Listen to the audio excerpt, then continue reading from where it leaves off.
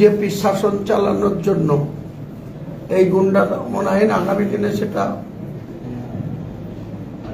মানুষ পরখ করছে, আমরাও পরখ করছি।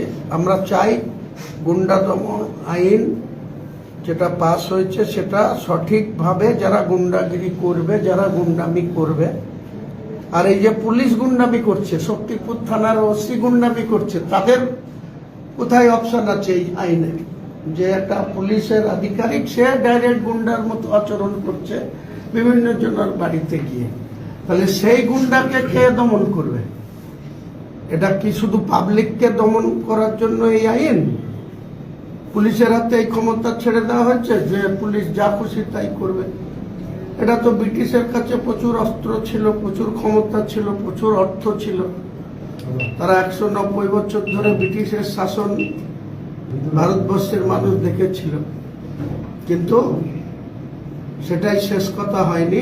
গণতন্ত্রে যে প্রতিষ্ঠা হয়েছে সেখানে মানুষই শেষ কথা বলে। আপনাদের দলের 20 জন সাংসদ স্পিকারের সঙ্গে দেখা করেছিলেন, তারা এনসিপিতে যোগ দিচ্ছেন এবং পৃথক জায়গায় তারা বসবেন, তারা এনডিএকে সমর্থন করবেন এই আবেদন করেছিলেন। আপনারা গেছিলেন স্পিকারের কাছে কি তাদের সদস্যপদ খারিজ করা হোক, তারা অ্যান্টি ডিফেকশন লয়ের আওতায় আসছে। এখন যেটা জানা যাচ্ছে কি সিদ্ধান্ত হয়ে গেছে, তাদেরকে ইতিমধ্যেই নতুন বিল্ডিং একটা ঘর দিয়ে দেওয়া হয়েছে, অফিস ঘর, নতুন সিটিং অ্যারেঞ্জমেন্টসও হচ্ছে এবং কার্যত তারা স্বীকৃতি পাচ্ছেন একটা এনসিপি দলের মতন এনডিএ শরিক হয়ে লোকসভায় থাকবে। কিভাবে দেখছেন? আপনাদের তো সিদ্ধান্ত এখনো হয়নি, আপনি যেটা বলেছেন। দেখুন, এটা যেটা উচিত ছিল সেটা হচ্ছে মাননীয় স্পিকার মহোদয় যে ডিফেকশনটাকে আগে ডিসাইড করে, তারপর রিকগনাইজেশন। কারণ ডিফেকশনটা তো আমাদের অনেক আগে দিয়ে দিয়েছি, তো আজকালের মধ্যে যদি অর্ডার দেয় সেটা পরবর্তীকালে নিঃসন্দেহে দল ভাববে কি করবে কি না করবে। তো ওরা তো এনডিএর সঙ্গেই আছে, ওই 20 জন এমপি সব তো এনডিএর সঙ্গে আছে, ওরা অমিত শাহর সঙ্গে আছে, ভূপেন যাদবের সঙ্গে আছে। এটা তো জানা কথা, নতুন কিছু না। ঠিকই আছে, চলুক না। রাজনীতি তো প্রবাহমান, 2 বছর পর তাদের কি হাল হবে তারা দেখে নেবে, মানুষ কি করে সেটা দেখে নেবে, তাই না? পদ্ধতিগতভাবে কখনো কি অ্যান্টি ডিফেকশনের যে আবেদনটা আপনারা করেছেন সেটাকে বিচার না করে তাদেরকে রিকগনাইজ করতে পারে? পদ্ধতিতে এরকম কিছু বলা নেই, কিন্তু ফেয়ার প্লেইং জাস্টিস, এখানে তো স্পিকার মহাশয় তো কোয়াসি জুডিশিয়াল অথরিটির কাজ করে, তা সেক্ষেত্রে fair playing action is a very একটা important part. Transparency, fair play, reasonableness, এগুলো খুব এক্সপেক্টেড।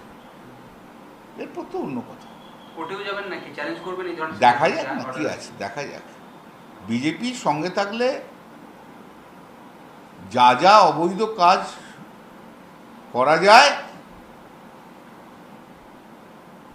এবং সেটাকে বৈধতার রূপ পায়, ভারতবর্ষের পার্লামেন্টে, গণতন্ত্রে সেটা আবার ভালো করে প্রকাশিত হবে।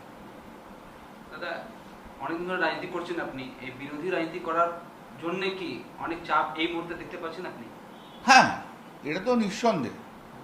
এবং আগেও বিরোধী রাজনীতিতে ছিলাম, 2001, 2006 আমরা ছিলাম, তারপরে 11 পর্যন্ত ছিলাম। ঠিক এই চাপগুলো ছিল না। এখন যেমন একটা চাপ প্রচণ্ড, যেটা হচ্ছে যে যারা রয়েছে আমাদের সঙ্গে অল ওয়ার্কার্স আর দেয়ার, মমতা বন্দ্যোপাধ্যায় ছাড়া তারা অন্য কোনো কথা বলছেও না, মানুষ আমাদের সঙ্গে রয়েছে। তো আমাদের যার সঙ্গে যারা রয়েছে তাদেরকে পুলিশ কেস দিয়ে অ্যারেস্ট করে দেওয়া হচ্ছে। সমস্ত 14,000 কেস হয়েছে, 14,000 ক্রিমিনাল কেস করেছে 2 মাস 2.5 মাস। তো তাদের বেল নেওয়া, অ্যান্টিসিপেটেড বেল নেওয়া, অনেকে ভয়ে 7 জনে বেরোতে পারছে না। এবং সবচেয়ে বড় কথা হচ্ছে যে এই যে ক্যামাক স্ট্রিটে সুমিত রায়ের সঙ্গে যারা কথা বলতো, বেশি কথাবার্তা বলেছে, অর্গানাইজেশন চলার জন্য যে সমস্ত বেশি কথাবার্তা বলেছে, তাদেরকেও এখন ডেকে ডেকে পুলিশরা যে এই তোমার সঙ্গে ওই শালবনী কেসের সঙ্গে যুক্ত আছো, তুমি বেশি যদি বাড়াবাড়ি করো ঢুকিয়ে দেবো। এটা এখন মোটামুটি ফিচার হয়ে গেছে পুলিশের।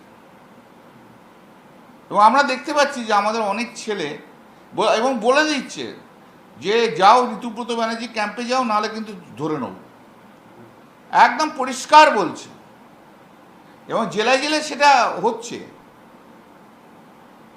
কাউকে মিথ্যে মামলা দেবো বলছে, মিথ্যে মামলা দিচ্ছে, ডাকছে, ডেকে বলছে যে যাও বেশি বাড়াবাড়ি করো না, ওই ক্যাম্পে চলে যাও, তা নাহলে কিন্তু তোমাদেরকে ঝোঁক ঢুকিয়ে দেবো। কাউন্সিলরদের বলছে, পুলিশ থেকে বলছে যে রিজাইন করো, নাহলে কিন্তু ঢুকিয়ে দেবো। পঞ্চায়েতের মেম্বারদের পুলিশ ডেকে বলছে হয় রিজাইন করো, নাহলে কিন্তু জেলে ঢুকিয়ে দেবো। এই যে বলছে আমরা কাউকে চাপ দিচ্ছি না, চাপ তো পুলিশের মাধ্যম দিয়ে দিচ্ছে। বিজেপির কিচ্ছু নেই, পুলিশের মাধ্যম দিয়ে করছে। আর সুমিত রায়ের জন্য অনেক ছেলে, অসংখ্য লোকের আজকে কিন্তু এই এক চাপ পড়ে পড়েছে। ক্যামাক্সিটটা শেষ করে দিল আমাদের দলটাকে শেষ করে দিল ক্যামাক্সিটটা।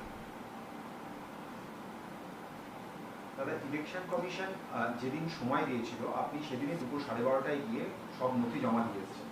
ঋতব্রত বন্দ্যোপাধ্যায়রা এখনো সব কাগজ তো জমা দেননি। গতকাল যে খবর এসছে তাদের সময় 25শে জুলাই পর্যন্ত দেওয়া হয়েছে, এটা কিভাবে দেখছেন? ইলেকশন কমিশন কখনো টাইম এক্সটেন্ড করে না, কিন্তু এক্ষেত্রে করছে। আমাদের হাতে 5 দিন মাত্র সময় ছিল, তার মধ্যেও আমরা জমা দিয়েছি। এবং আমরা আমাদের শক্ত কেস দাঁড় করে দিয়েছি। মামলা দেবো বলছে, মিথ্যে মামলা দিচ্ছে, ডাকছে, ডেকে বলছে যে যাও বেশি বাড়াবাড়ি করো না, ওই ক্যাম্পে চলে যাও, তা নাহলে কিন্তু তোমাদেরকে ঝোঁক ঢুকিয়ে দেবো। কাউন্সিলরদের বলছে, পুলিশ থেকে বলছে যে রিজাইন করো, নাহলে কিন্তু ঢুকিয়ে দেবো। পঞ্চায়েতের মেম্বারদের পুলিশ ডেকে বলছে হয় রিজাইন করো, নাহলে কিন্তু জেলে ঢুকিয়ে দেবো। এই যে বলছে আমরা কাউকে চাপ দিচ্ছি না, চাপ তো পুলিশের মাধ্যম দিয়ে দিচ্ছে। বিজেপির কিচ্ছু নেই, পুলিশের মাধ্যম দিয়ে করছে। আর সুমিত রায়ের জন্য অনেক ছেলে, অসংখ্য লোকের আজকে কিন্তু এই এক চাপ পড়ে পড়েছে। ক্যামাক্সিটটা শেষ করে দিল আমাদের দলটাকে শেষ করে দিল ক্যামাক্সিটটা। দাদা, ইলেকশন কমিশন যেদিন সময় দিয়েছিল আপনি সেদিনই দুপুর 12:30টায় গিয়ে সব নথি জমা দিয়ে এসেছেন। ঋতব্রত বন্দ্যোপাধ্যায়রা এখনো সব কাগজ তো জমা দেননি। গতকাল যে খবর এসছে তাদের সময় 25শে জুলাই পর্যন্ত দেওয়া হয়েছে, এটা কিভাবে দেখছেন? ইলেকশন